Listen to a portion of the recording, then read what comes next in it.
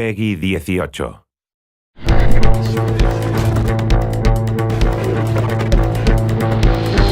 Forsbite's been in development since 2006, and there's always been a roadmap and a plan for Gen 4 and beyond. So I like to think of Forsbite as an evolutionary process, and Forsbite 3 is the next step in that evolution. Forsbite 3 is a really powerful tool set. A gamer is going to experience a much more authentic, believable, and realistic-looking game.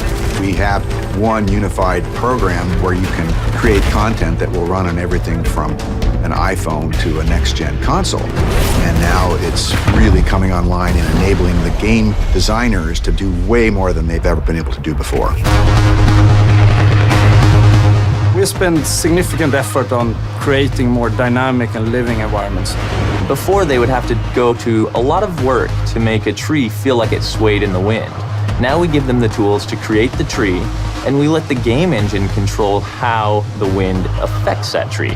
Forsbite allows everything to work together. The waves on the beach, the wind blowing the whitecaps, even the clouds overhead all move consistently with the forces of nature. You might see an explosion go off, you'll see the trees nearby shake from the explosion. It's sort of subtle, but it creates this sense of seamless reality. So the large world coupled with a lot of people running around interacting with you really pays off in Battlefield 4.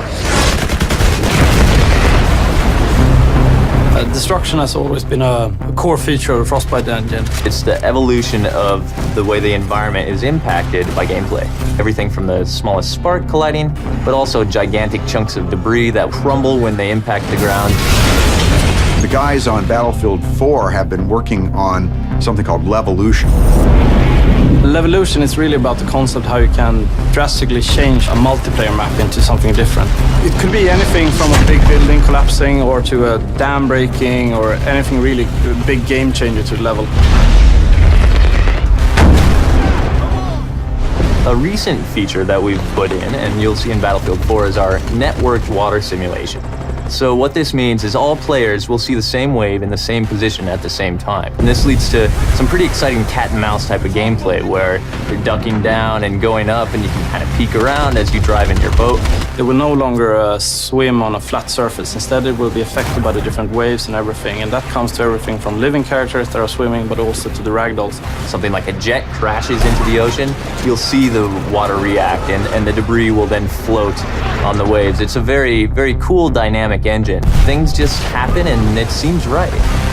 Take cover!